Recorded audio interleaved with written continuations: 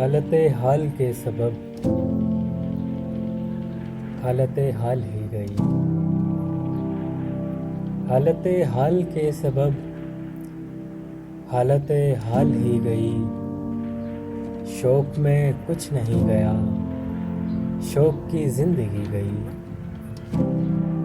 एक ही हादसा तो है और वो ये कि आज तक बात नहीं कही गई, बात नहीं सुनी गई। बाद भी तेरे जाने जा दिल में रहा जब समा, याद रही तेरी यहाँ फिर तेरी याद भी गई।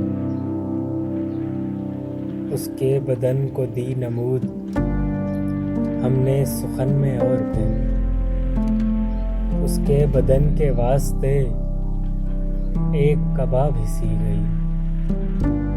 उसकी उम्मीद नाज का हमसे ये मान था कि आप उम्र गुजार दीजिए, उम्र गुजार दी गई।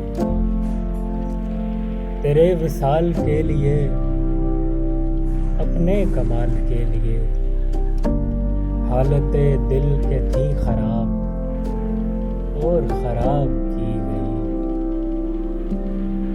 तेरा फिराक जाने जा ऐश था क्या मेरे लिए, यानी तेरे फिराक में खूब शराब पी गई। उसकी गली से उठ के मैं आन पड़ा था अपने घर। एक गली की बात थी और गली गली